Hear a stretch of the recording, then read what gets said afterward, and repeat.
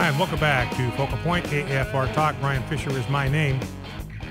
Number to call, 888-589-8840. We are going to get to the phones here in just a moment. I just want to before we do that, walk through some of the ramifications I explored in my column this morning.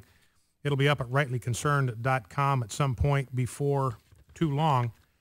And talking about this shooting in Connecticut. You know, and I begin by talking about the fact that people are going to ask the question, as I addressed on Friday, where was God?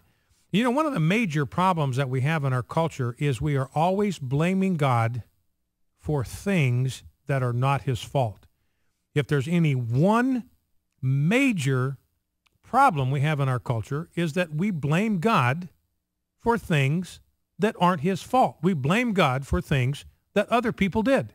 Or we blame God when we ignore his will and then things do not work out and somehow we find him at fault for the fact that things fell apart on it. So I think it's a critically important part of the conversation right now. I mean, as I mentioned, this phone call I took this morning had to do with timing. And I agreed. I said, look, timing is everything. And right now, the other side, they're talking incessantly about this. In other words, if it's somehow wrong to politicize this tragedy, then they're wronger than me because they started this conversation. MSNBC was out right away with a piece. Alex Wagner, their host, there saying we've got to do something to crack down on guns. So she's right away politicizing it and turning it into appeal for gun control. Now, I frankly have no problem with that. I got to tell you, I got no problem with that because this is a very, very important issue. We have 20 dead children, 6 dead adults. You've got grieving families that have lost vulnerable, innocent young children. You have children that have lost parents, 6 adults, all of them women. So who knows how many children lost their mothers, how many husbands lost their wives in this tragedy. And so I think it's important that we all look at this and say, look, how can we prevent this from happening again? If we have an ounce of compassion, then we have to talk about this right now. How can we stop this from happening again? We can grieve for the families. We can pray for the families, just as we do here each day on Focal Point.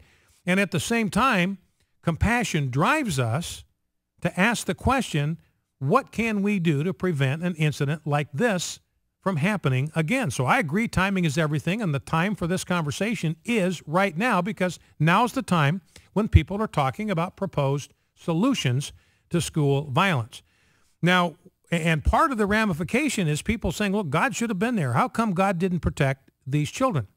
And the suggestion that I have made is that the reason God wasn't around is he was told that he was not welcome and he left. So a guest comes and knocks on your door and you open the door a crack and you tell him to get lost. We don't want you around here. Go away. We don't need you. We don't want you. We don't want to listen to you. We don't want your help. Go away. And then he goes away and then something bad happens inside your house.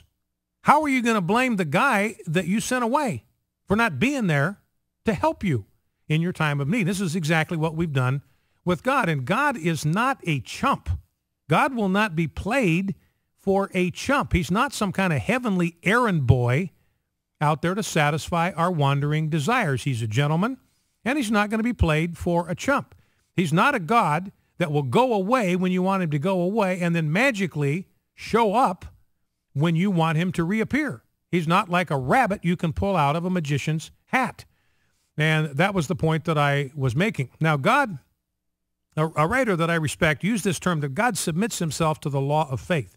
Very, very important concept to understand. God submits himself to the law of faith. That is, he will not go where he is not wanted. He's not going to force us to put up with him if we do not want him around, because the most precious gift he's given us is the gift of free will. We are moral free agents. He is not going to compel us to keep him around if we don't want him around. And I'm suggesting that God's protective presence has been removed from our land or is being removed from our land and from our schools because God has been told repeatedly that his protective presence is not wanted. You know, as I mentioned, we have spent the last 5 decades kicking God out of our public schools. We let the Supreme Court ban prayer in schools in 1962. 1963, we let the Supreme Court ban Bible reading in schools. 1980, we let the Supreme Court ban the display and teaching of the Ten Commandments. So listen to what that means. Since 1962, God is no longer being prayed to in our schools. His counsel is no longer being sought. His standards are no longer being respected.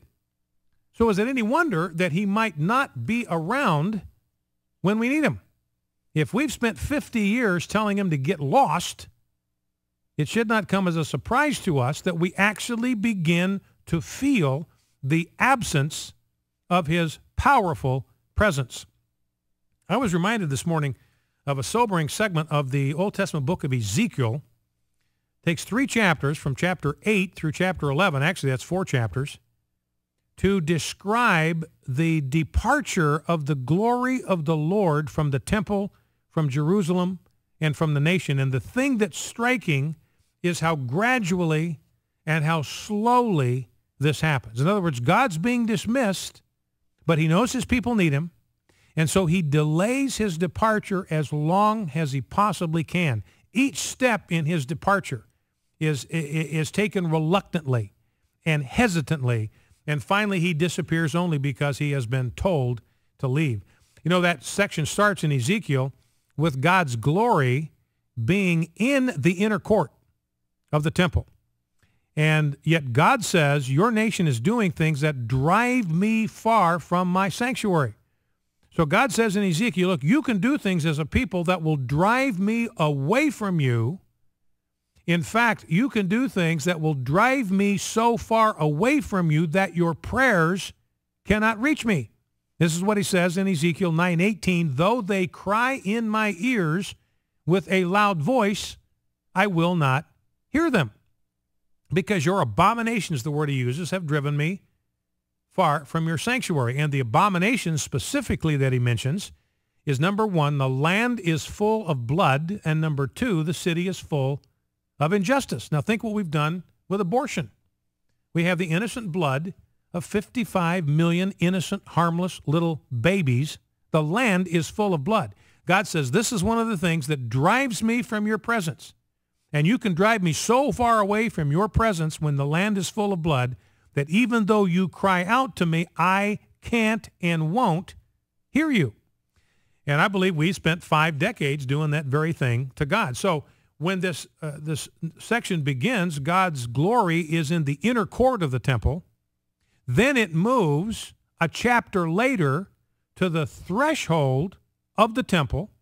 So still in the temple, but now no longer in the inner court, his presence, his power, has been driven to the threshold of the temple, and God lingers there, and he waits there patiently in case his people turn back to him in repentance. They don't. They continue in rebellion and defiance. And then in the next chapter, his glory, his presence has moved to the east gate of the temple. Now he's not even in the temple. He's at the east gate that leads in to the temple precincts, and there he waits. And there he waits patiently in the hope that his people will end their defiance, their stubbornness, their rebellion, their immorality, their superstition, turn back to him. They don't. And a chapter later, his glory departs to the mountain that is on the east side of the city. That would be the Mount of Olives. So God's presence, his glory, because of the rebellion and the obstinacy of the people, moves from the inner court of the temple to the threshold of the temple, to the east gate of the temple, to a mountain that's clear outside the city altogether, and then he was gone. His glory, his presence disappearing over the tops of the mountains to the east. So his glory, his power, his protection, his manifest presence was driven from the land by its rebellion, its defiance, and its immorality, even to the point where he no longer could hear their prayers. Now, I want to make a distinction that theologians make between God's real presence and his manifest presence. Now, God's real presence means ontologically, which is a term that refers to existence or being. He's everywhere. There's no place in the universe you can go where he's not. That's what the psalmist says in Psalm 139. I go to Sheol, you're there. I ascend to the heavens, you are there. I go to the east, you're there. I go to the west, you're there. Go to the depths of the sea, you were there.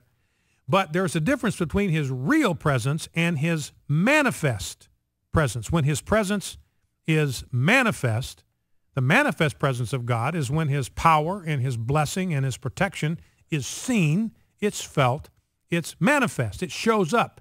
It appears.